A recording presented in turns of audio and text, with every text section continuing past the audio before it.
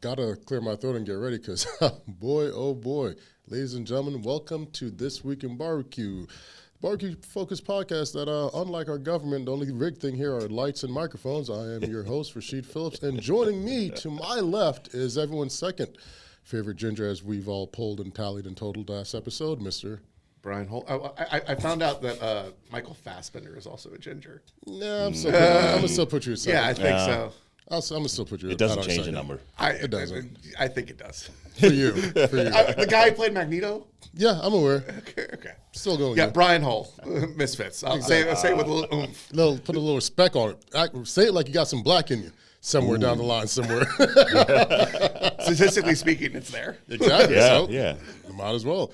And to his left, extra smooth today with the soap dish coming in. Extra smooth, James Welch. There it is. Yeah, Mr. Mbako himself.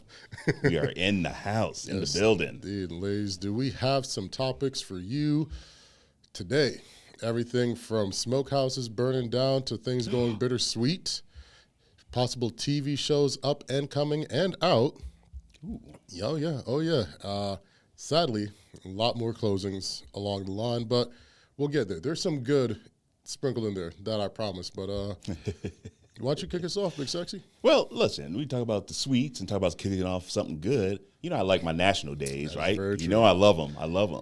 And sadly, we now do too. Yeah, well, you may not love it, but you're going to get it anyway. It's like our friendship over these years. Thrusted upon you. But, hey, National Tootsie Roll Day. The butterfly. Let's go. Let me see the Tootsie Roll. Get it. On our final week of Black History Month, the Tootsie Roll comes to play. I like these things, man. It just gives a little information, right? But your boy Leo Hirschfield hooked us up with this sweet treat back in 1896, where he wanted to create an inexpensive chocolate treat that wouldn't melt in the sun. Enter the Tootsie Roll, named after his daughter. It still melts. Well, I mean, it doesn't melt as fast as chocolate, but if you get it out your grandma's purse, when you're sitting at the doctor's office. There's a step in between. Get out of your grandma's purse, put it in your pocket. Oh, yeah, and then it gets moist. Right. Yeah. Gets real moist. I'm not going to lie. There's this photo of our boy Leo, and he's giving me, that he's got that Ike Turner look to him. So I don't know. Listen. He might, Leo could be a Leo. Yeah, he doing this thing. All I'm saying, it's Tootsie Roll Day. So, in honor of National Tootsie Roll Day, everybody just go out, put a little chocolate in your mouth. Oh, God. Tootsie Roll, that is. Man, I'm just saying. Happy Tootsie Roll Day, man. Happy Tootsie Roll Day. Who knew that candy that can be in your teeth all day long? All day. Well, matter of fact, if you ain't got the good teeth, you ain't eat no Tootsie Roll. Yeah, you definitely should stay away. Definitely stay away from Tootsie Roll, or visit your dentist more often. Either or. Do we want to save the juicy for later, or do we just want to knock them over the heads with it? You know what? It's up to you. I could roll with whatever. I did realize this weekend that I can't make a cookie for shit. What? Wait, what? I can't bake a cookie. We don't bake. I know, but I tried it. I was sitting at the crib. I could have told you could have made a cookie before you made the cookie. Man, it is just horrible. I'm going to say this with all love, and I'm going to imaginarily hold your hand. Yeah. Leave the cookies to Gabby. You know what? Absolutely. Well, she wasn't here. And I was just like sitting on the couch, and the old lady was just like, I could use a chocolate chip cookie. And I was just like, da-da-da-da. I'm going to fuck it up, man. Yes, that's exactly what it was. I think I set my cape on fire. Did you actually accidentally use baking soda instead of baking powder? You know what? I couldn't even tell you. I just know it was the flattest, crappiest cookie. Just you should have just gone to the Alton Brown. You made chocolate saltines. Yeah, that's exactly what it was. Like, I just went to Publix and got some Tates. He should not be named Alton Brown. Yeah, we'll go that route. But man, we get busy. Go ahead, and jump in, man. All right, we'll ease in. We'll save the one and the two for a little bit. But shout out to our boy Matty Pittman over at Meat Church. He has officially entered the chat by dropping a line of cooking fuel. He's got charcoal, he's got lump, he's got wood chunk. Huh. Get it while the getting's still good. But Meat Church now, you can season with it and cook with it. Just remember which one goes where. Is he going to have seasoned charcoal? God, I hope not. Having been someone who's part of that debacle, I hold it. I don't step away from it. I'm let you know what the business is. I was there. I took the check. Not one of my proudest moments, but I'm trying to correct it. But yeah, Meat Church is now slinging charcoal lump wood chips. Nice. I don't know why. I almost would be like, why the wood chips? I get it, the money grab, but let's be honest. Wood chips for the smoke tubes. Ooh, or dare we say gerbil food? Wait. Listen, I didn't see any gerbil food. Shall we say? Meat Church smoke tubes coming soon? I hope. Oh, the wood's already in it. The wood's already in it. I mean, that would be a good. I shouldn't say it, but that would be a good business model because then you have to re-up the smoke tube every time. It's like those vapes. It's disposable. Chuck it and go. But yeah, he's doing charcoal briquettes, lump coal, and his wood chips are actually a cross fuse with Buffalo Trace. So it's their old barrels shredded down as well. But you see, he's using Buffalo Trace barrels, not marketing it as baseball scraps, brands that don't really clear things through legal and marketing very well. But yeah, they've got a fair amount of stuff coming. So that's someone else that's entering the game. Rodney has his lump coal as well. But should pitmasters have like signature flavors or signature coal? Really, it's a sport. So Jordan's got shoes, LeBron's got shoes, Steph's got shoes. Duncan back in the day, I had the Duncan. Shaq had his. But is enough, or are we going to see more and more things like this as the market tightens up? I mean, because Kobe's just up there. Kobe's just up there. I feel he's like that's automatic. He's there. Yeah. Kobe's up. That voice that may sound familiar for some of you, ladies and gentlemen, is our very own Alex Hormozy. He came in. I was like, Alex, how did you get this address? The rest of the crew with you? Shoulder's still broad as Mount Everest. That's for damn sure. Right. It's our very own Wrangler. Mr. Lee Garman. There he is, ladies and gentlemen. Happy, really happy, twice. 2 hockey victories. Yeah, for sure. Actually, 5 hockey victories if you count the 3 fights they started in the first half. They went out there swinging. They looked like they had a brother on there that didn't even play hockey. I didn't even see him with a stick. He was just skating. Just brought the goon out. Shout out for Team USA for winning. Fuck Team USA for celebrating with Cash Patel. That's what I said. Shout out to the women's Team USA for not. Yeah. Shout out one time for the one time. Y'all ever come by, y'all get a brisket on me. Yeah, even with the prices. It's like off season. But back to the point, do you think we're going to see more of these, and Matty did build this from scratch. I 100% give him the credit for that. He built the Meat Church line from scratch, and now he's stepping into that. But as the market tightens and doors close, are we going to see more branching off in this way? Right? We got, like I said, Rodney's got it. Yeah. Matty's got it. Are you going to get a Chris Lilly line of briquettes? Big Mo line of monster lump chunks? I wouldn't be mad at it. The way that things are going now, you got to diversify, man. You got to. I mean, I'm not saying to go out and slap your name on any old thing. You're not going to, got to see your name on tongs and forks and that little hot dog man that you put the stick on it, right? But for legitimate lump and wood and things I can't be mad at it. You gotta put it out there, man. I mean, there's only so much market segmentation though that can go on. I mean, we're just now within the last year starting to see Jealous Devil and Meathead kind of get into more bigger retail stores like Lowe's and Home Depot. I mean, where is Meat Church charcoal going to be? So, good point, good question. Right now, it is an Ace only product, Ace Hardware. So that also adds to And he's got a crazy following. I was out in the middle of the sticks of nowhere, London, and people were rocking legit Me Church hats. So them going to, I think this would probably help boost Ace more than it helps boost Matty. I'm just saying he's gonna bring people there, and he likes to create experiences for his audience. So I could definitely see him doing an Ace tour. And if he's not, Matty, if you're listening, probably do an Ace tour. Bangers. Get them out there, sell out, push that number up, help drop those percentage points, and just keep it running. Absolutely. Okay, so there is a national presence. Yeah.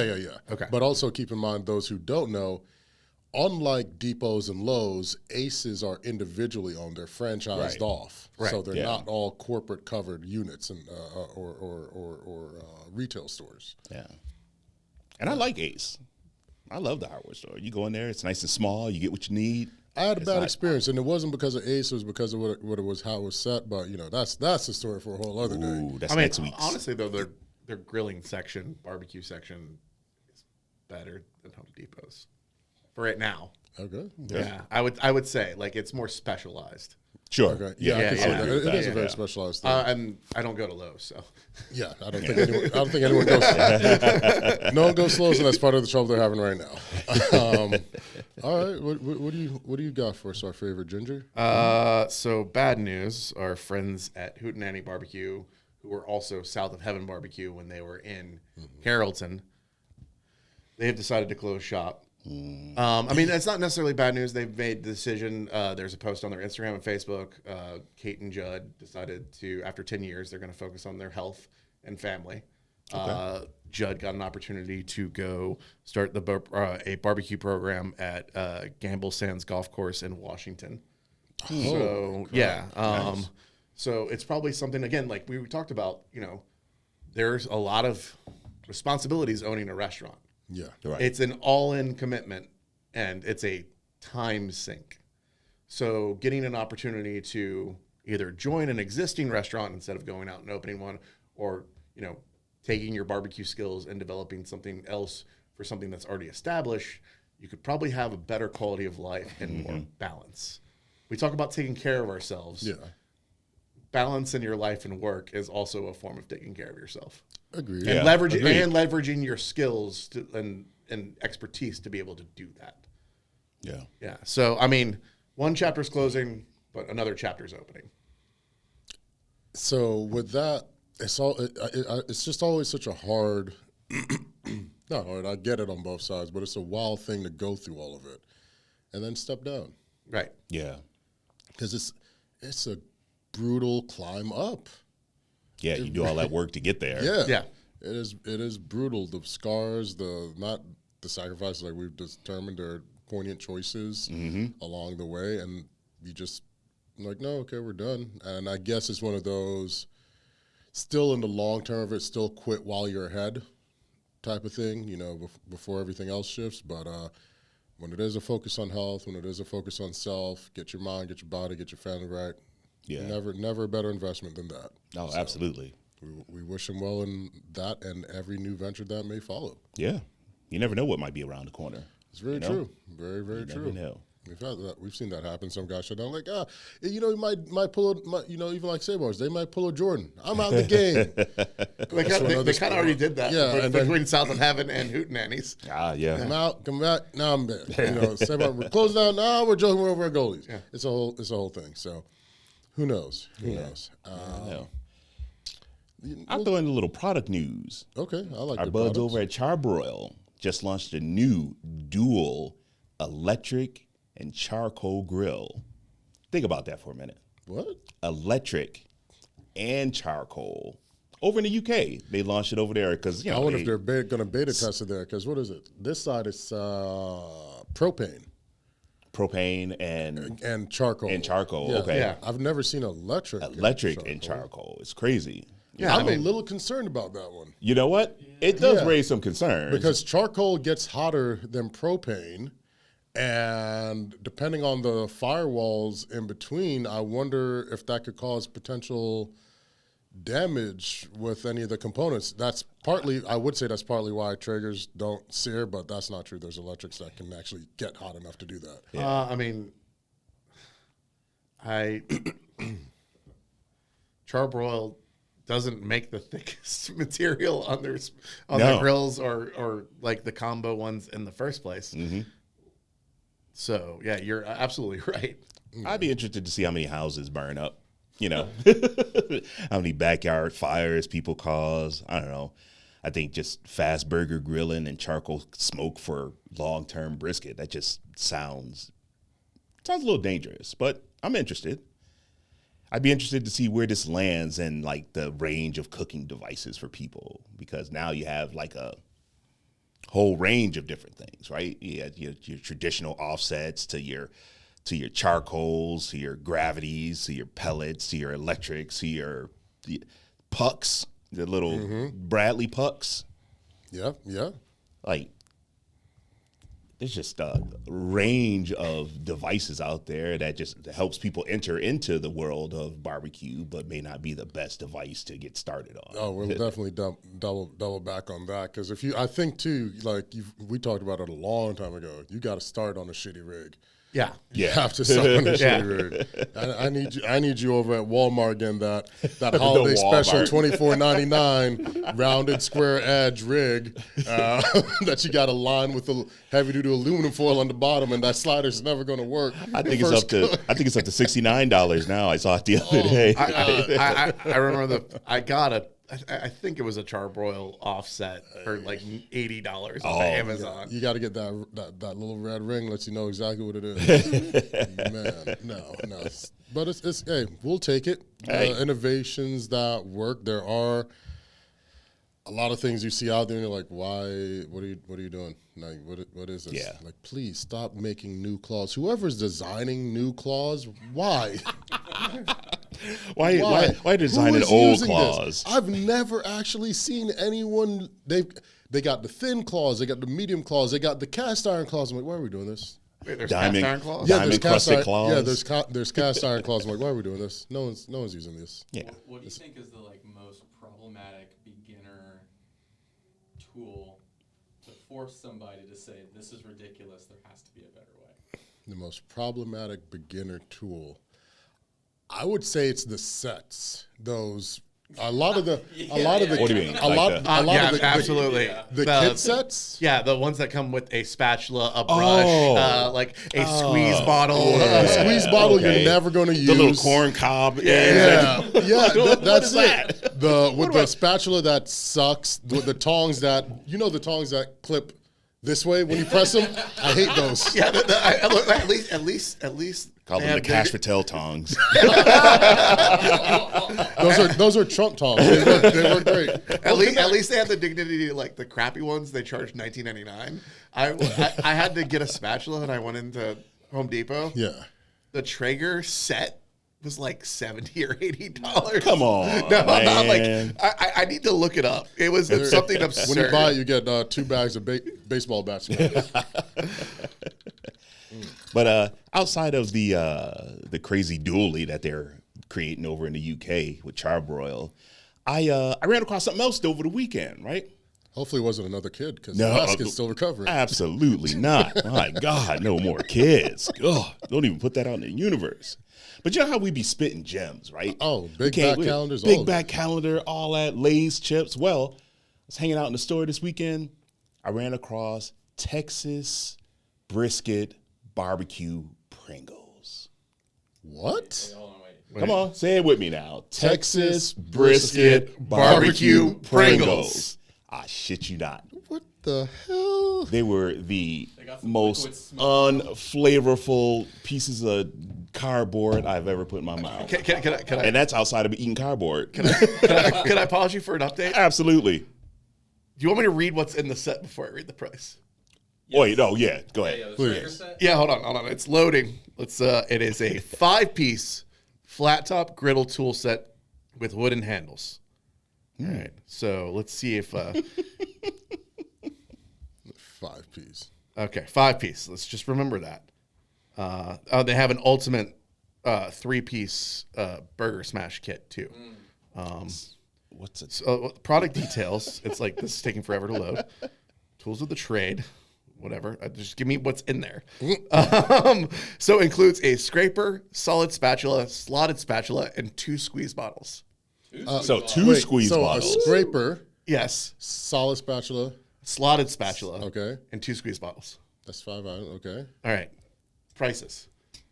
I think that's like a $30. I was about to say I wouldn't pay no more than $25, $30 for that. $30 for it. Late. I'm gonna go $1, Bob. $99. $99. Maybe we heard you wrong. Let me run it back one time. 2 squeeze bottles. Yes. Scraper. Yes. Solid spatula. Yes. And slotted spatula. Yes. What the hell's a scraper? Like the burger, smash burger scraper. Oh, what? For 90 what? $99.99. So $107 after tax. All right. Now the 3-piece smash burger set. Ultimate smash burger. Product details. Again, this is loading slowly. That's because they don't want you to know. It's just. I think I'm on data limits for the month. Like you're like looking this up. Do they even look nice?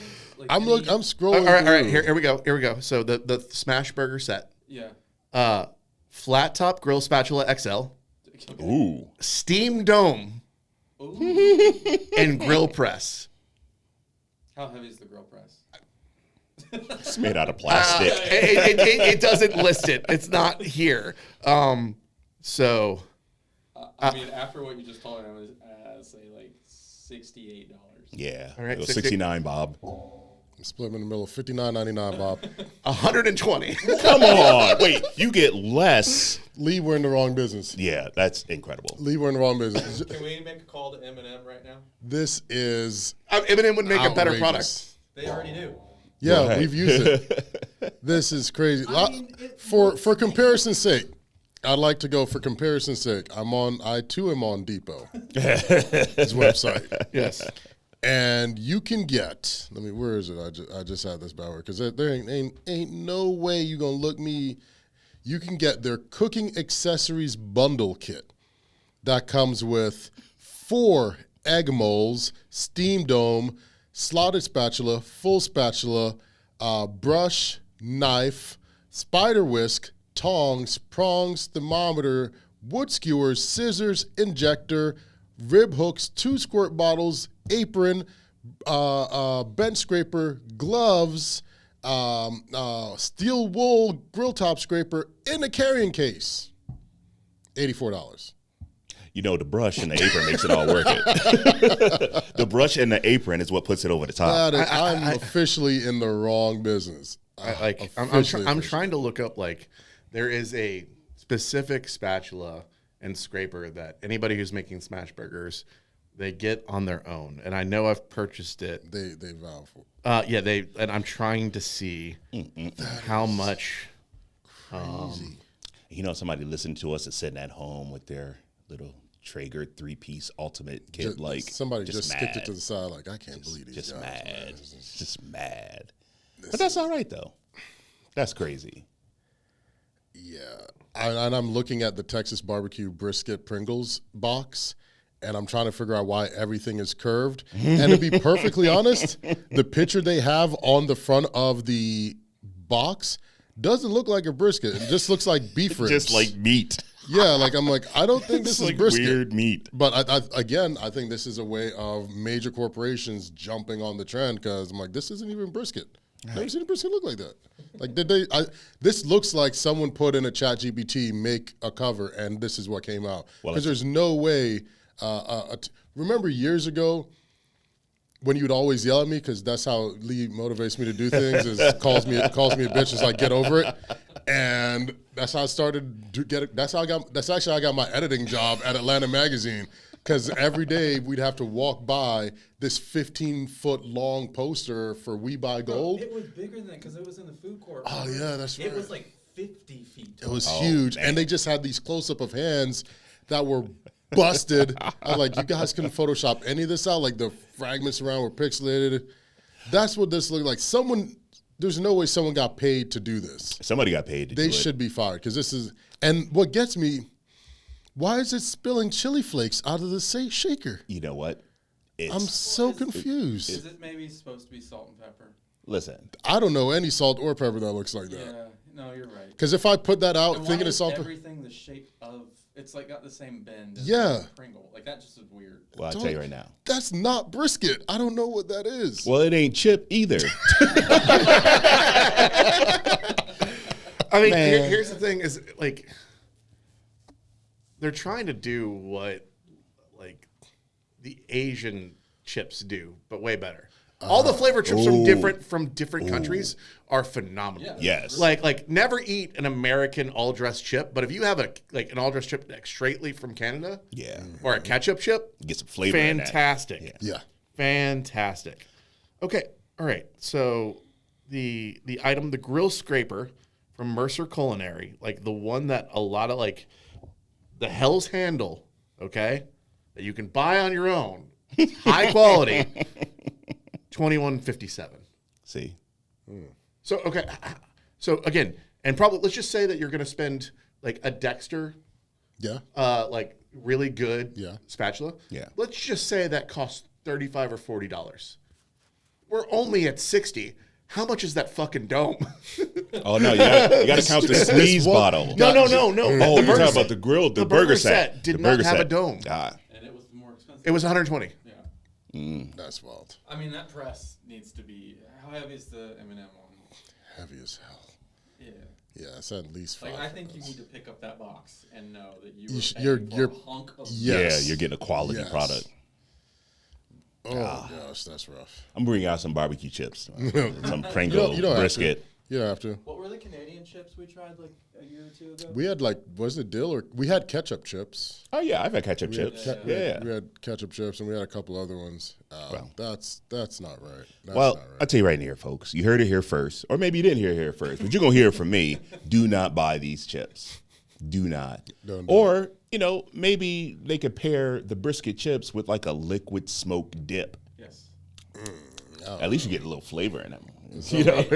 Maybe. Like cast iron grill press handles, like from like Amazon. So from anyone else? Yeah, What like else? $35 to $40. I like Brian still over here. I'm shopping. sorry. $120 is absurd. You're paying It for the is name. crazy. It is crazy. Do you think the lights in the Traeger hood stay on by selling Traegers? No, they stay on by selling accessories. Selling accessories. Let's hit it. I'm gonna just dive in. Well, hold on. Before you dive in, and we were talking about brisket, I just want to put this out there. Just another little news tidbit you could use. Yeah, Brisket is taking off in Korea, and not just brisket. I'm talking about that's Texas, just what we needed. Texas style fat boy brisket, offsets, real deal brisket is taking off in Korea. If They love anybody it. is going to be able to develop a better smoker, it's going to be the Asian community. Well, did you Well, not only the Asians. Hold on. Probably cheaper for them too over there. This is also like very actually real Wagyu? Yeah. Either. I mean, they can probably get Australian beef imported, right next door, yeah. Japan beef imported, and then Korea also has a lot of farmland. good. Yes. Yeah. Yeah. they So, do. I mean, did anybody watch Culinary Class War this year? I started saw to. some Yeah, I of was it, gonna say like there was a barbecue competitor. Yeah, I saw him over there, yeah. Yeah, it's crazy. So I don't know. I just thought it was a cool thing to get a little cultural handshake that Yeah, we'll take the it. Koreans. I mean, have you ever had Korean fried chicken?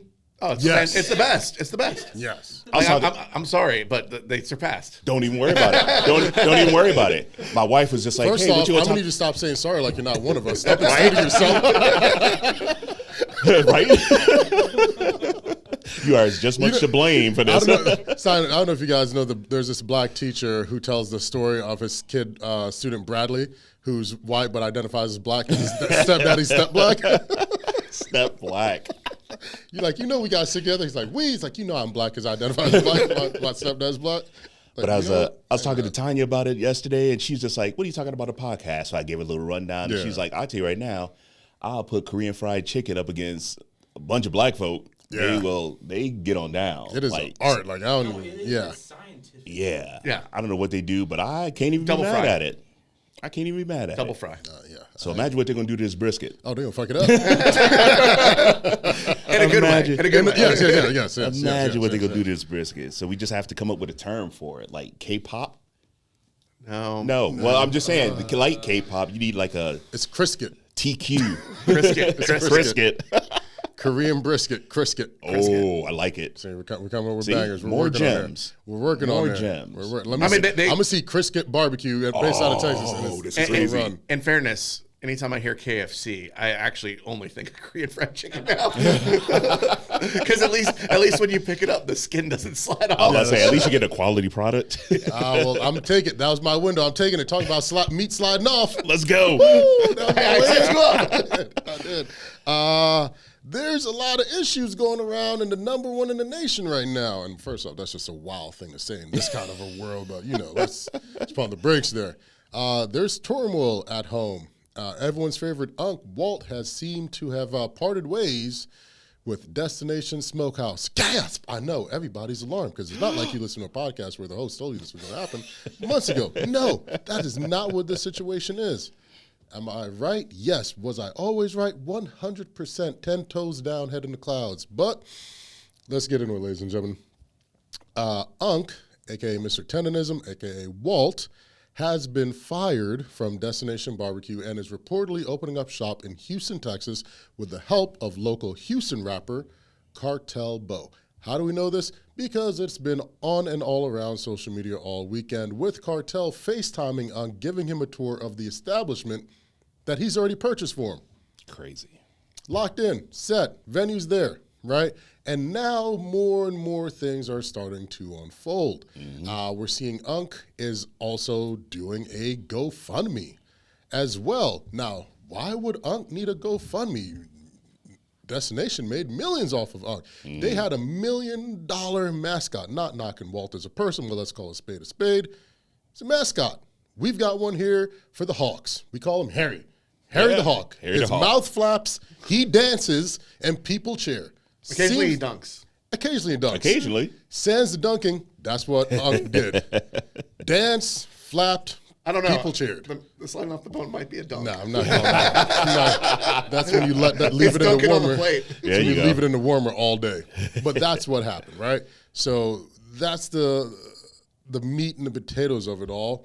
But here's some hard-hitting, heavy questions that we've got to answer. And not we, because frankly, I was right all along. I don't give a hot damn. But for you audience listening, we've got to figure out, are you going to support? Now, whether Brian, accepts it or not, he's in the melanated community. And right now, the melanated community is split down the middle. You got some who are rooting and cheering, like, Unc, I'm there for you. I'm going to be first one in line. Let's make it happen. And then there's the other half that's very like, too late. Too late. Too late. We warned you. We fought for you. You shunned us. You jumped on the first or second day of Black History Month, protecting that man and everything, and now you out here with a GoFundMe link in your bio. Is it too late? Would you, could you, or should you, that's a real series of questions, continue to help when you were yelling from the mountaintops? Everyone saw it, and yet you stayed, and now you're reaching out to the same community of group of people who tried to warn you this was coming and happening. You shunned them for funds. Couple of other big questions. Why does Unc need a GoFundMe? Were you not making any of the money that you were bringing into any of the destination locations? Where'd the money go, Unc? And you can't spend that much money that quickly if you were getting broke off. So what are we funding with this GoFundMe? I'd be interested to understand what the FundMe is for. But as far as the support, it's a little up in the air. Like, you can't blame a person for dealing with something in the moment with the information that they have at the time. Because in the beginning of the month, I don't think he knew he was going to, part ways, So, I know it was a little turbulent. Was it a parting of ways? Well, he ain't there no more. We have as much clarity now as we've always had. Okay.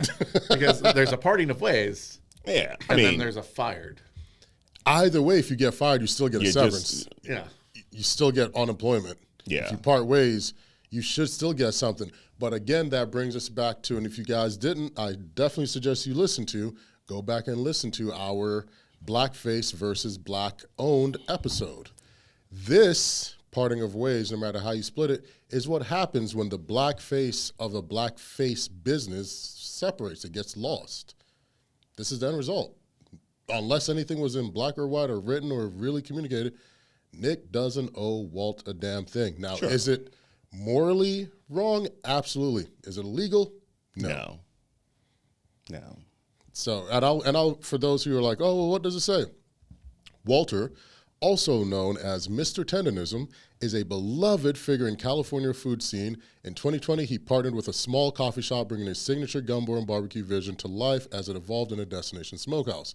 Walter's larger-than-life personality quickly became the heart of the brand.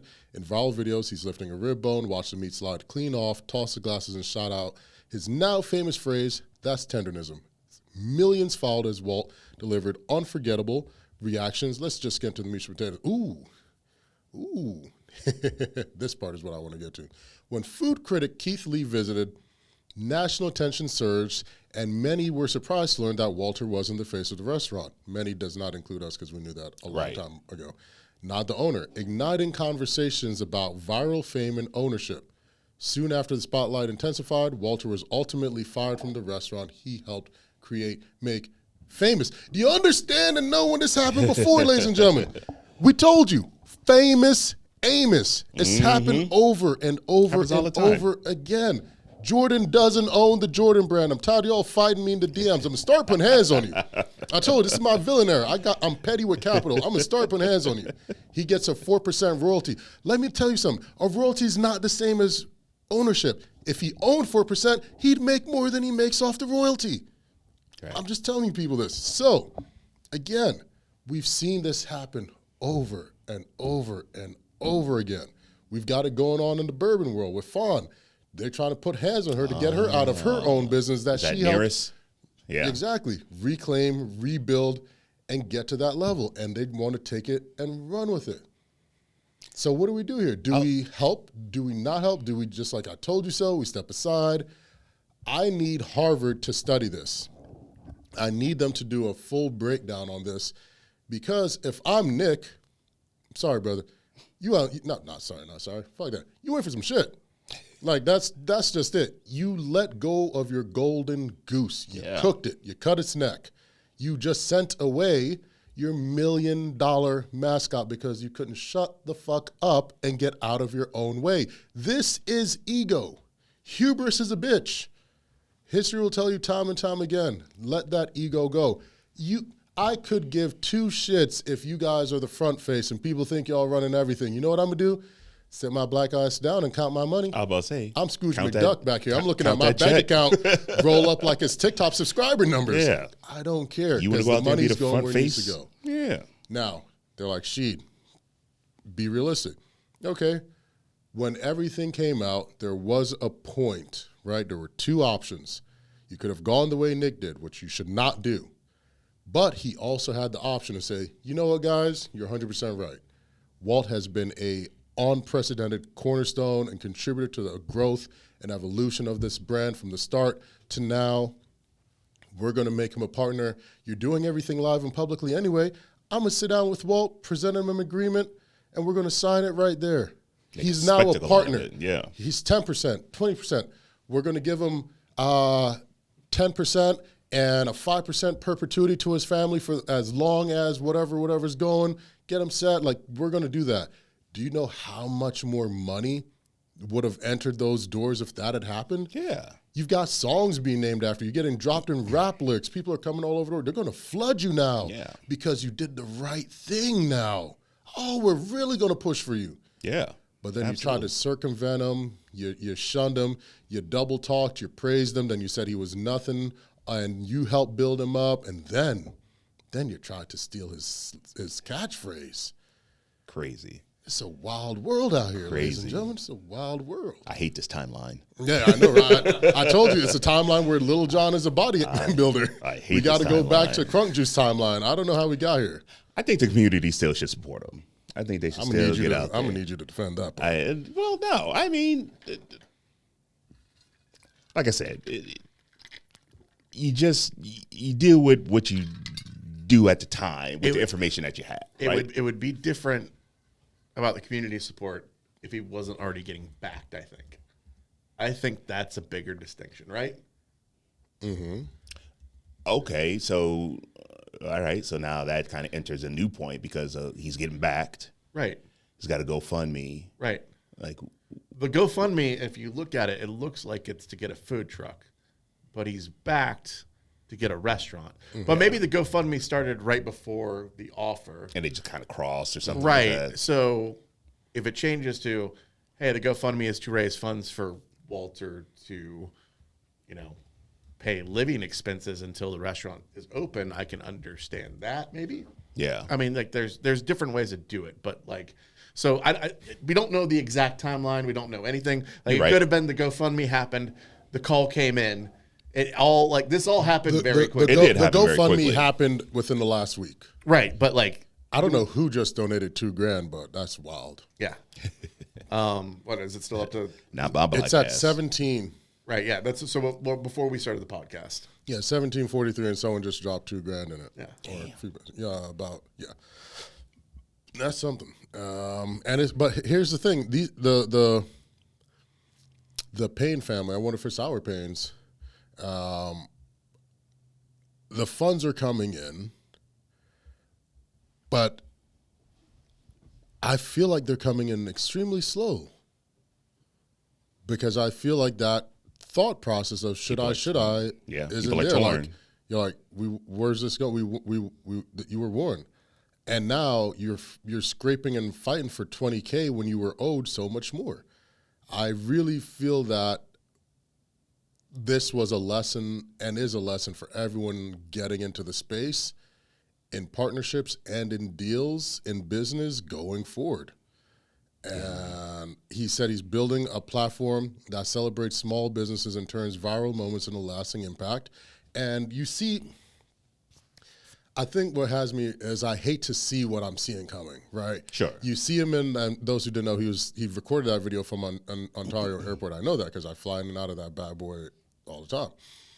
But he's doing the things that he shouldn't have to be doing because of the acclaim that he's gotten, right? You if things were set up right with you and your partners, you shouldn't have to be doing that. He's out there like, hey, how would you feel? And it's sad to see. He's got one video. You see him going, how would y'all like to have me, Mr. Tenderism, come by your place and rate your food and give you a little bit, we can talk about it. Just send me a little email and, we can talk about what it would cost and this and that. And I'll come let you know if it's good, and does little hops and be like, damn, that's what I feel like I'm seeing a commercial for Cameo. Yeah, it is. Let me call and wish your granny happy birthday. Like this should your rise, your ascension, and we're not talking overnight success because Destination's been there, but the virality moment of it and everything that came, we've never seen happen before in the industry. Never. I mean, even when Moberg was on top, slinging rigs nonstop, never. Franklin never had this level of virality. Nick couldn't cut a check for the level of free marketing and press and impressions that Walt generated for him. It's global. It is. We're talking Super Bowl numbers and regarding to impression here. Yeah. How do you fuck that up? Sometime, myself and another very prominent pitmaster, Rodney Scott, we talk about it all the time. Everybody wants to be number one. And when others are around you, when you have 2, 3s, and 4s around you, and they're fighting and that envy gets in their eyes, they lose sight that you need 1, 2, 3, 4, 5, 6, the whole team. Yes. Right? Number one can't run it like that, but sometimes you don't need to be if the team is working. If the team is working, who cares your position? Because it's a team. It's a team, right? It's a team. And somewhere along the line, the true story is not necessarily that Walt got fired, is that somewhere along the line, Walt's perceived influence to others outranked the team, and the team stopped working. That's the lesson to take away from here. The team needs to work. And now it doesn't. Not Jay-Z, no one wins when the family feuds. Right. Now the family split down the middle. Destination Smokehouse is undoubtedly going to see a drop in sales. for sure. There were already people who were only going there to see Walt. Oh, of course. Walt now just won't have the fixed location and established space as he once had without any of the crazy concerns before. It's split down the middle. They divided, they can't work together. And if there is some sort of reconciliation, that may be worse than the fallout itself. How do you even stop something like that from happening? Like, it happens all Humility. Humility. We've been down a long time. We never worried about anything. Humility. Yeah, I guess so. Yeah, it's I guess that's the only right thing. now. Yeah. I mean, devil's advocate for a second, and I can text someone to figure this out. Was Walt truly doing any work, or was he just the mascot there? A mascot still does work. I know, but I'm saying, like, the things he was taking credit for, was he actually doing In regards to the cooking? he did. He did. Okay, He did, yeah. okay. Yeah, like I wasn't sure. Like Yeah, sometimes we just had a thing of where someone was taking credit for things they didn't do. That is very. Yeah. That is Yeah, very, so very I true. just wanted to bring it up just from personal experience. No. But again, even still, if that's the case, the money's coming. Yeah. Right. Shut up. Yeah. Because it's not messing up the money. Don't mess up the money. Like, that's it. Don't mess up the money. Not only don't mess up the money, but it was almost effortless. Yeah. Damn near effortless. I've never seen a run like this. Just the boom. And. We have seen a run like this. Yeah, well, Yeah. No. Jeremy Lin. Linsanity. Yeah. But it's stuff like that you don't want to see, and this will sadly be tossed up there in my next series of just like 4 warnings. This is how it can go. So this is like mill scale splitting up. This is like the brothers leaving. And we've seen, and historically this has happened. Aldi and Lidl, those are brothers. Hey, Puma, Adidas, those are brothers. Mm-hmm. This is what happens. But are Nick and Walt going to be able to grow and build powerhouses apart like past family brothers have? I don't know. Walt doesn't have as much runway in front as he does in the back. Nick, let's be perfectly honest, no one's going there for his charisma and personality. So you shot the goose, you cut the ties, you got the numbers. It's there. Now all you can do is just watch it trickle down. Only time will tell. I mean, hopefully Nick's a lot more subtle than going to buy a $400,000 car right afterwards. I don't know. I don't. We'll see. We'll see. We'll see. All right. Well, you want to keep going with the partnership breaking? Yes, I was hoping. See, I was trying to Roll it in. All right. So our friends at 603 Barbecue need a new home. They have been operating out of or next to the Litherman's Brewery space. Basically, it was subcontracted out to them by Litherman's Brewery. This goes twofold. Litherman's Brewery has said, hey, the newfound attention is taken away from our business. You guys aren't producing enough food to keep people here. We're only seeing business when people are here. Our normal clientele aren't coming because they have to deal with the lines. You have 60 days, which is, it's in their contract. Okay. It's all contractual. Yeah. It's what they agreed to. There's another side of it, like people blowing up Litherman's and like getting angry and doing threats. Don't do that shit. Yeah, don't. So I think there's a misunderstanding of what barbecue takes and how much cooking capacity you can have. Yes. And also the timeline for new smokers. I wouldn't say I don't think there's a misunderstanding. I think there's miseducation. Yeah, the miseducation leads to misunderstanding. And in simple terms, because I've dealt with it, and I've also seen it when I was at Owens & Hull with the Reformation space. As we got busier, the space for normal customers drastically diminished. Sure. So their business shrunk. Their regulars were less likely to come by because they're probably not going to find a table. And there's a line snaking to the brewery for them, like for people waiting for barbecue. Yeah. Similar, like sometimes when you get the viral hit and it becomes suddenly your the demand far outweighs your capacity, you can't pivot. A lot of times, like you're desperately looking to find a used smoker or someone selling it. But if you're trying to get something built by one of these like one of the actual builders, what's the lead time on these things now? Like maybe like best case scenario, 8 months. Best case scenario. That's the best case. Best case scenario. I mean, at one point, Moberg was a 2-year wait. Shirley's used to be a 1.5 to 2-year wait. Yeah, and that's Shirley's. Yeah. I mean, M&M's pretty long. M&M's, they're almost at a year wait. Yeah, Millscale's probably at a year plus. Yeah. So you can't just pivot overnight to cook more food. That's not even that's just the smoker thing. What does their fridge space look like? What does their walk-in space look like? Right. For us, when we pivoted, when we got, because of Ant's video, that extra push, we hit our limit of what we could store in our walk-in space almost immediately.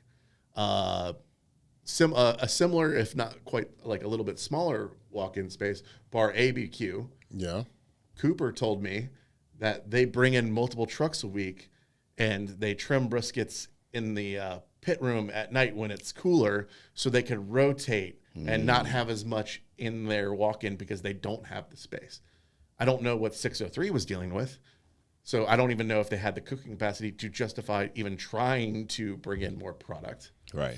But there is a misunderstanding of, hey, we need you to sell more to keep people coming. Oh, no, well, we can't because we are at capacity. Yeah. We can't structure our line any better. They're going to show up and we're going to run out of food when we run out of food. You can see it both ways, but there is again, a misunderstanding, miseducation about what it takes. You can this isn't burgers. You can't just, up your quantity and cook some more burgers. Cook more burgers. Yeah. It takes time. I wonder, because the way I'm hearing it is that the brewery was upset that they weren't able to service their regulars and people coming in. But wouldn't people coming in for barbecue also kind of offset that? Yeah, sometimes. Get a drink of some kind. Sometimes. Really? Less people are drinking. Yeah, that is true. Less people are drinking. So if they're there for the Case in barbecue, point. they may not be buying beer. And if it's driving away the people that are guaranteed to buy beer because they can't get parking or they can't find seating, the numbers, probably Litherman's is looking at it, it's all these people are here. Why are our numbers down or stagnant? Yeah. Why aren't we growing? If their costs are going up and numbers are stayed the same. Yeah. So I also think it's this. Again, another situation where Litherman's could be cutting off the nose to spite their face. You already have those people coming there. Instead of blaming the barbecue people, saying you're pushing away our customers, why aren't you getting a creative enough to provide an offering to those attendees that would in turn result in sales for you? I would then go back to 603 and be like, hey, people aren't buying beer, but I just saw their recent post. I must have had 200 and something odd people plus easy in the line waiting at the door. I just checked that, right? I'm saying, hey, cool, you guys do barbecue, we handle refreshments. Yeah. Right? You guys do food. We're not trying to charge you anymore. You're making enough off of the food. If that's cool, we'll handle refreshments. People have to come here to buy their drink. If I'm Litherman's, I'm gonna put up a fountain machine or something yeah, come buy. I'm going to get creative with it. I'm going to get Litherman engraved Yetis or Arctics and say buy your commemorative mug and pay $60 and come get unlimited refills until whatever. And the mug is one color, so I know, cool, that mug was from the first quarter of the year. Now you got to re-up with a new design or something because I'm getting a local artist involved. There's 1,000,001 ways to keep this partnership going. Because what 603 has been able to do for Litherman's is very rare. They've brought the customers to you. They brought potential customers over there, right? There's a various amounts of things that you can do to keep the money coming in. Yeah. You don't have to shy away. What does Litherman's think is going to happen? The barbecues people are going to leave, and then this huge then you're selling no beer. of beer people are going to come in? Right. I would not be surprised if Litherman's isn't banging down their doors in 120 days hey, man, look, hey, I was hungry. I hadn't been sleeping well. My back was tight that day. I ain't mean it. Hey. I ain't mean it. Buy a plate, get $1 off a beer. I'm gonna let you know, the villain me, the villain me is going to the bank and figuring out who owns the lease on the barbecue, on the brewery. And I'm like, hey, these are our numbers. We want to buy their lease. I'm kicking them to the curb. Now you work for me. Well, I mean, shut up. Right. Go wait tables. I mean, here's the thing: is the line is outside, so there may be laws. I think it's Connecticut, right? Yeah. Okay. New Hampshire. Okay, New Hampshire. There may be laws in New Hampshire where you cannot sell people waiting in line. If the right way to do this would be having a mobile sell beer. You know what I'm saying? Like, you might not be able to sell beer outside if people are waiting in line if they're not in the brewery. It may be a law. If it's not the law, Litherman's is really stupid because they should have a mobile handheld terminal and they should be going down that fucking line and asking people for beer and then delivering it to them as people wait in line. Because people, here's the issue. Yep. It is legal. Okay. It's 100. You can sell beer and on your property. Legislation HB 242 passed in 25. So I mean, they may be doing this. Like, so maybe I'm not like I hope they're doing this. Like, I mean, like with here's just the relationship I have with Round Trip. We set up in one spot on our initial thing of Round Trip. What we noticed was the way the line was snaking, it was blocking off the bar. Okay. We pivoted to moving to a new location and routing the line a different way and also setting up parameters so that when the line got super long, there were spaces in the line where the customer didn't have to get out of line, but they could order beer and the bartender would bring them beer. Yep. While they were waiting in line. We found solutions to increase beer sales to help, because it is you have to work together. It's a symbiotic relationship. Absolutely. Like, we're bringing in customers for periods that they did not have a normal customer pool. Yeah.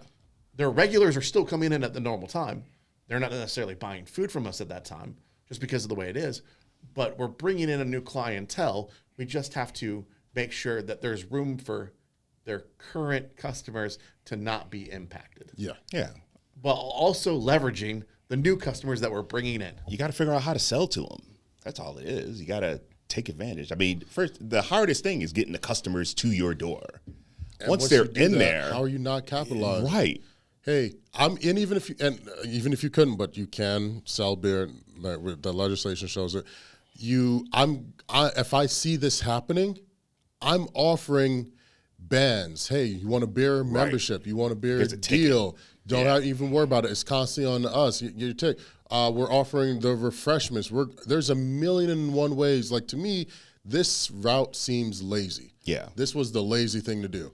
Oh, they're messing with our people. We're leaving them. If you can tell me as a business person that you will be able to bring in minimum 250 to 500 people extra on weekends to my establishment, I'm going to figure out a way to get 10 or 50% of them to purchase my product. I'm getting 4 to 6 ounce glasses and selling samples. Here's a ticket. Come and get you a free sample of beer. Right? Yeah, you come and get it. Well, no. So what we did is we would go especially on Saturdays and Sundays when we had a longer line, we would go buy cans of beer in bulk from Reformation and treat it like a Texas line. So we would go through, ask for ID. If they wanted a beer, we would give them a line beer. So they're already starting to drink about something that funneled back into sales for Reformation. And then they're more likely to, when they sit down, go get another beer. One of those. Yeah, exactly. Just people, you got to learn how to capitalize instead of just crushing relationships, man. Envy and pride will be the downfall of more businesses if these prices and tariffs don't take them out. Right. Yeah, that's it. You're already battling outside forces. Don't fight at home. Mafia style, never argue against family. Never. Right. We smile in the face, but close the door. Then let's sort this out. Yeah. Litherman's, I ran through everything I was on. Don't do that. Don't go bomb threats on nothing crazy like that. But you guys, this is a horrible decision. This is a god-awful decision for an establishment. You're blaming another business for scaring away your customers because you're under the same roof when they don't sell beer. Right. You have what you're missing is marketing aptitude. You don't have the skill set to be creative enough to capitalize on those people being there. So you're blaming them, and you think getting rid of them is going to solve your problem. Let me put this one to you straight. The thing COVID taught a lot of people, if your business was going out of business, COVID didn't shut it down. It just expedited the process. Right. They just stepped on the gas a little bit. You think customers aren't buying your stuff? they're not buying your stuff because there's a barbecue pop up there. Right. They're not buying because it's just not. They weren't buying it to begin with. I don't know of any time that I've walked into a brewery and not gotten a beer because maybe your beers just sucks. Right. Maybe more and more people are coming and they're trying to like, yeah, this isn't good. I'm gonna just get the barbecue. Yeah. Maybe if people aren't drinking, come out with seltzers. Right? Switch things up a little bit. NA beers. Yeah. Ooh, got to pivot. What are you doing? You're doing this chicken shit. This is the easy way out. This is a punk move. You couldn't get creative. You couldn't solve the problem, so you just said we're just going to get rid of them. That's exactly it. Well, I will say we don't know what the negotiations were. We don't know, like, so. Oh yeah, we can always speculate on. Yeah. Here's what I would do. Yeah. You know. But sounding, we were talking about sounding the alarm. There's another sounding the alarm going on right now. Ooh, let's hear it. This is Rasheed Point. Oh yeah. One of my favorite cat, man. I love Carey. Both our buddy Carey Chewy and, in this case, Carey the Pegleg Porker, the man himself. He is sounding the alarm against and about the local tax increases that are devastating the local economy and directly impacting small businesses and forcing them to close their doors. We're talking about, and he's been on this warpath with Nashville for years now. When they first slapped him with a 32% tax hike, now they're moving the tax. 32. Yeah, now they're moving it to 42. I'm like, did they move Nashville to California? Right? Yeah, it's devastating businesses, and they're not able to function. Doors are closing, and it's pushing people away from visiting. Right, so that's kind of a mess up. But it's going to be a hard year. It's going to be a hard year, especially when stuff like that is happening. Businesses have so much to combat labor costs, finding good labor, maintaining them, holding them, not being able to offer healthcare like they need to, but still retaining those people to work for them. You got ICE running up and down the street, terrorizing everybody, shooting white women in the face in broad daylight. Hence why you ain't seen a lot of black people out there picketing, because imagine they do that to y'all. I'll let you know right now, they gonna Emmett Till our ass. And there's no reprieve. And now you come over and slap them over the head with 40% plus taxes? That doesn't even make sense. That's not going to work. How do you expect that to work? Now, from Forest Through the Trees, 30,000-foot view, that's the plan. Somebody somewhere is like, tax them up to get them out. You want to know how I know? They do it to black people all the time. It's never the house buy that makes you lose the house. It's the taxes. It is. And they will crank those mothers up until it's just too much and you have to sell it and move. So what this looks like to me from an unmoral business play is someone somewhere has their eye on this particular region and they're trying to get as many doors closed to buy it cheap. Yep. It could also be private equity being able to control real estate. Yeah, that could be it too. Yeah, Peas everywhere. Yeah. There peas in everything. What is it? Fawn, we touched on it. If Fawn can't do what they're saying, all of it that she built goes back to PE. Yeah, there's yeah.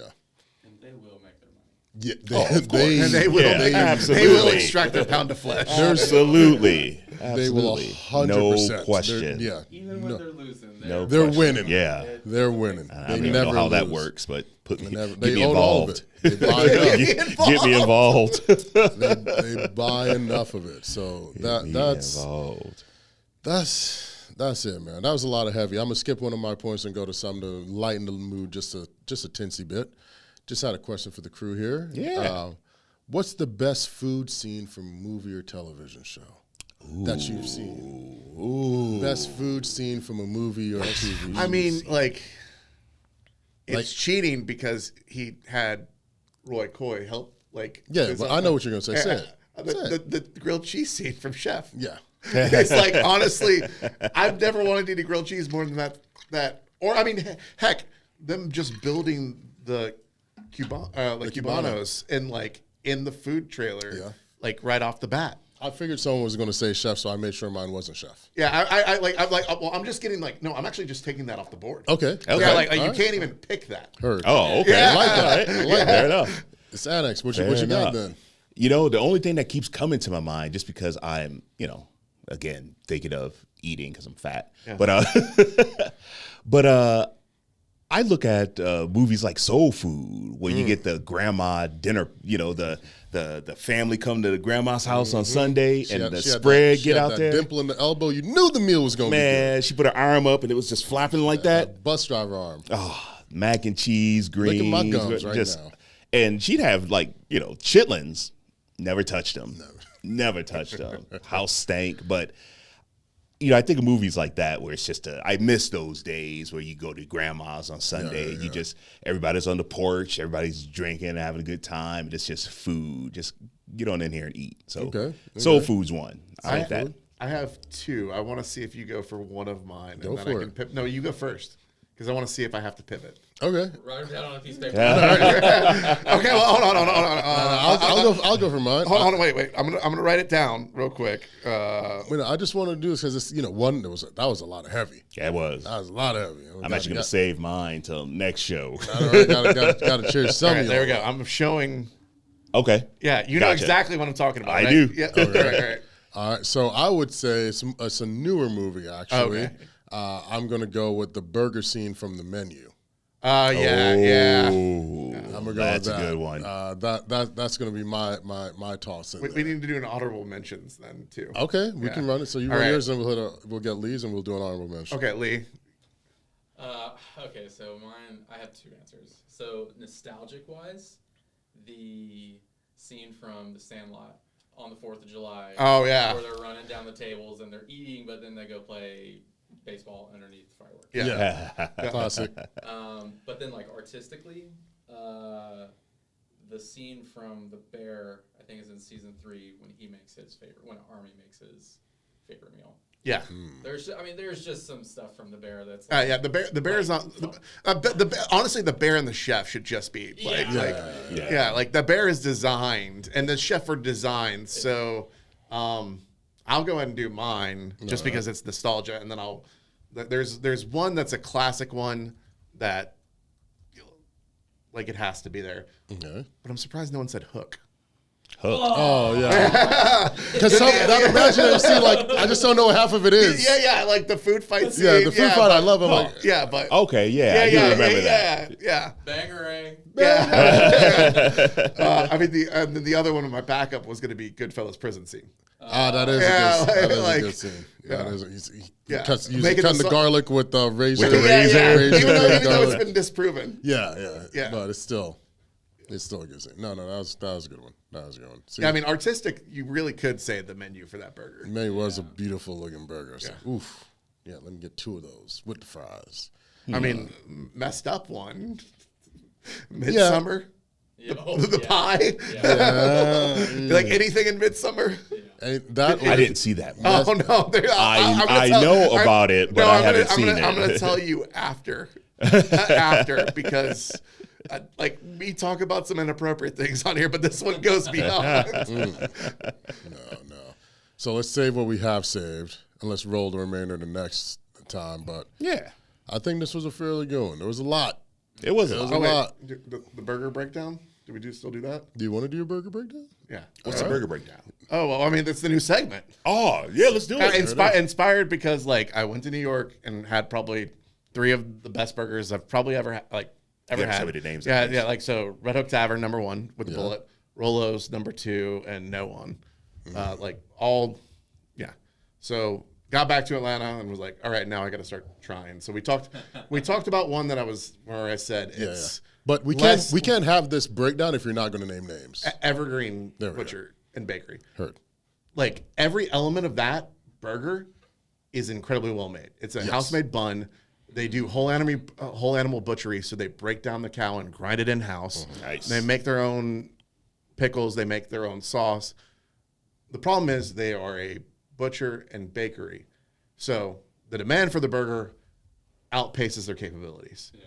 So they're make a bunch, wrap them, put them in a hot box. You come in and buy it. Yeah. So they don't toast the bun. They don't because they can't. Just because of time, you're not getting the freshest burger possible. Yeah. Okay. Yeah. So the first probably 20 to 30% of that burger, great. But as you eat it, the fact that the bun is not toasted, it gets a little stale. Mm-hmm. Just because of air being introduced, it becomes harder to eat as you go. There's not a Maillard reaction on the burger. It's kind of wet. Yeah, like it is a burger with exceptional elements that doesn't live up to it. Yeah. Still a good burger, still worth going to try. I mean, the biggest problem is if you go on the wrong day, you're going to wait 45 minutes to an hour to get that burger. Okay. So I don't know if the weight correlates or if the virality or if the, whatever. If the juice is worth the squeeze at that point. So then today went and did the General Mirror, which I think their double stack burger, really good, like very solid. Kind of in the Holman and Finch lineage, I would say, like kind of style. Okay. But like theirs is probably better than Holman and Finch right now. Best burger I've had so far, and the Atlanta one, Shea Butter Jones. Shea Butter Jones. Shea Butter Jones. Shea Butter. That sounds like something that come come in a bottle. You're looking it up. Can I get it on Uber Eats right now? No, you cannot, because they're not open on Mondays and they're sometimes open on Tuesdays. Sometimes. I love that. Okay, I love that. So it's not a Shea smash Butter burger, Jones. but it's not a thick burger. It's a 5-ounce single patty that they smash and get a beautiful smash burger crust on. Nice. So condiments on the side, Okay. lettuce, tomato, cheese. Okay. That's it. Like, damn good burger. Like because it's slightly thicker, it's juicier than a normal smash burger, but it has that crust like a smash burger. Okay. So so far, Shea Butter Jones, number one with the All right. And I'm gonna say, like, of the ones that I've redone, like I will revisit Smiley's, I will revisit NFA. Those were my two favorite smash burgers. My favorite thick boy burger, probably for nostalgia, it's always the Earl. I'm sorry. I mean, yeah. But and there's a bunch of other ones from Do you fans. like your thick boy burger better? Yeah. I'll say yes. My burger is my favorite burger in Atlanta. Period. It's. I mean, You shout don't out say. shout out to Leroy and Lewis for the technique. Yeah. And especially the patty melt version, which probably not do for a very long time because it's a big pain in the ass. But those but yes, yeah. But again, that's mine. It's just my personal preference. So everybody's looking up on their phone to try and program it. No. I'm actually I wanted to close this out real quick with we have a lot of pit masters, fire smokers, and all hands that listen to the pod. So 1,000,001 thank you to the whole community. It really means a lot. And someone asked me if I would be willing to read this because they don't believe they can because of their restaurant. So Okay. and we'll post it. Their logos and stuff have been removed. Brisket, $7+ per pound for prime quality brisket before trim and cook. 5+ years experience to cook quality product. $15,000 to $25,000 smoker to cook on. Finished product is half the weight after trimming and cooking. 14-hour cook plus 3 hours of rest before serving. Labor for trimming, seasoning, cooking, wrapping, plating. Some will say $38 a pound is too expensive for all the work and costs, but will have no issue spending $100 on a steak that was seasoned and seared in a pan for 6 minutes. Oh, it's absolutely true. Yeah, that's right on the money. And I know you talked about that pitmasters are responsible. Look, when brisket, it was only 3 or 4 years ago that brisket was still in the $4 to $5 range. Yeah. Mm-hmm. So it just cooking brisket, you had a 2 to 2.5x multiplier, which is reasonable for a loss leader. You're going to make up your money inside. You're going to make up your money in other proteins that are cheaper, like pork, turkey, whatever. Brisket then jumped up to what he's saying, $7 a pound. I think we were almost at $8 at Owens and Hull for prime. If we did not do burgers and sausage, we had to do burgers and sausage to get to a 2.5x multiplier. That's the only way we got there. If we just did brisket, we would be somewhere between a 1.6 and 1.9x. We wouldn't even we would not even be hitting 2x. Yeah. Yeah. Can't do it. And the 50% weight loss, I think they're unless they're counting for that they're also making burgers and sausage, that's the 50%. If you were just trimming and cooking, your actual yield is probably around 35 to 40%. Yeah. You buy 10, you get a 3 or 4. Yeah. Maybe 5. Maybe. So, But real question then: if if you elevated the space and the experience around barbecue, would people be more apt to pay for it? Because that's what you get at a steakhouse. I mean, the ambience of like you have the fucking steakhouse server, so attentive to you, and on top of it, and like you go get good barbecue, somebody's just making a tray and handing it to you. Yeah. So like, does the environment really like trick the dumb brain enough to maybe like, no, that steak's worth $100? I'm sure it does. It does, but also there's also an issue of we talk about it when we talked about it when we did a review that it hasn't gone up yet. When you slice a piece of brisket, you're on a countdown. Yeah. You're on a countdown. If you like, and also in a steakhouse, people expect their food to be hot, piping hot. So they're heating their plates. Everything is about like when you get a steak, it's often sizzling. Yeah. They're pouring butter, and you can see the steam coming off like a Peter Luger thing. If you put a slice piece of brisket on a hot plate, that shit is gonna oxidize so quick. Yeah, you're done. And dry out. Yeah, you're toast. Like, so you would have to slice it tableside. You would have to treat it like prime rib. So if you adapted it and did a brisket house like a prime rib house, it's a possibility. Oh, that'd be sexy. I know. Tableside Tableside brisket. I think we just got another banger. I think we just got another banger. We gotta go, ladies. Until next week. We gotta go to the lab. Tableside, and can you see that too? Like they unravel side, like in the box, just a little. And you see that black gold. Yeah. Do you want lean or fatty? Yeah. I know, right? Yeah. Oh, and you got a nice. Oh, that's something sexy with that one. And then you just have the little thing of burnt ends where everybody gets a little piece. While you're slicing it, chop that in your mouth. And Little then taster. And then you have to use real, actual high-end Wagyu and then charge. So that's. And then what would you charge for tableside brisket? Well, but it's back to that luxury item. 880. But I also here, I'll say this too: take it out of a barbecue restaurant entirely and throw it in a nice steakhouse. $70 or $80 a pound. Yeah. Easy. Yeah. Easy. Yeah. And that's what the whole argument of it should be, because tableside prime rib is that a prime rib service meal is $80 to $100 easy. Yeah. No question. The au jus doesn't cost that much, but tableside brisket, and then we hit you. You get the burn ends. Then we slide you some really beautiful pickled veggies as a palate cleanser. Yeah. Oh no! I mean, you got the flavored tallow right there that you're spooning over, like the garlic tallow. Tableside garlic brisket. thyme tallow. Ladies and gentlemen, it has been a wonderful. We've got some business ventures and stuff to lock down. Luckily for us, y'all haven't seen this yet. But let's run the table. Anything y'all got coming up you want to share with the fine folks? So Misfits, we ended. We still have a round trip going. We ended the community dog because they wanted to be open on Mondays. And next week, so not this week, but next week. So this podcast, we will be starting a once a month kind of collaboration dinner. Like it's a half us, half Minwell Spirits menu. Okay. So, and we will be tailoring it to be more Korean focused because they are a Korean soju brewery. Nice. So, nice. And then after that, we were working on doing something at Bellwood's Coffee. Also going to be a Wednesday night. Going to be more burger focused, some beef cheek, maybe making some barbecue sauces and rubs using coffee. Okay. Again, adaptability, like being a part of the space we're operating in. Right. And then we got some other stuff in the pipeline. We just brought pork steaks back to the menu. I think we're going to keep them there for a while because they're fucking great. Yeah. Okay. Yeah. Well, I've been making my case. Yeah. What about you, Big Sexy? Nothing, man. I'll be on the road. I got to go down to Orlando next week for the week, and then the following week I'll be up in Wisconsin. So nothing.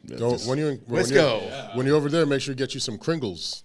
You know what? Yeah, dog. Don't get you some Kringles. Make sure you freeze one and bring it back. I'm gonna slide you. I'll bring you some Crinkle.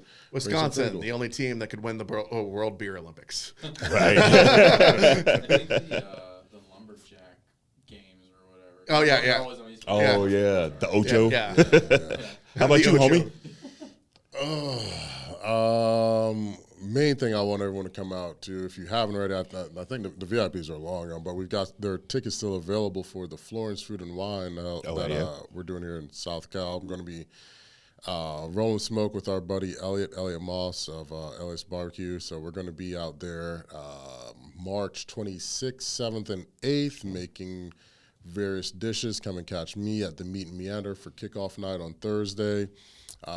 Brisket's too expensive, so not making that. Legitimately probably going to be doing some double cut chops or some good old yard birds, but either which way, it's going to be a good time. Not for a long time, but a great time.